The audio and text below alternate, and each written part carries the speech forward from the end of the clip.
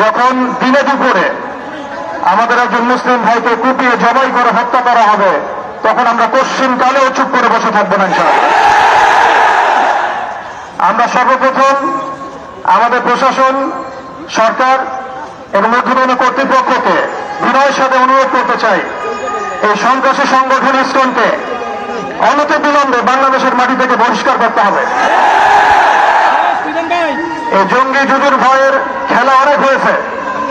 বাংলাদেশের মুসলিম শান্তিকামী মুসলিম, কিন্তু এমন কোন পদক্ষেপ আপনারা নিতে যাবেন না বা ভুল করবেন না যাতে বাংলার তাওহীদি জনগণ আবারও জেগে ওঠে।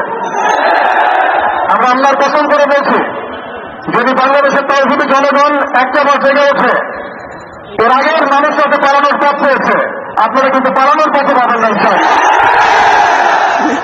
আমরা উগ্রতার পথ বেছে নিব না, আমরা শান্তির পথ বেছে নেব ঠিকই, আমরা ধৈর্য দেবো ঠিকই, কিন্তু আর কতজন ভাই মারা গেলে আমাদের হুঁশ ফিরবে?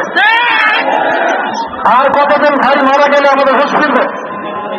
আমরা আমাদের ঊর্ধ্বতন কর্তৃপক্ষের বিনয়ের সাথে অনুরোধ করব, যারা দিনে দুপুরে আমাদের মুসলিম ভাইদেরকে এভাবে রাস্তার মধ্যে কুপিয়ে হত্যা করেছে, জবাই করেছে, এরকম নৃশংস শয়তানি এবং সন্ত্রাসী কর্মকাণ্ডের তীব্র নিন্দা এবং প্রতিবাদ জানানোর পাশাপাশি আমরা এর উপযুক্ত বিচার দাবি করি।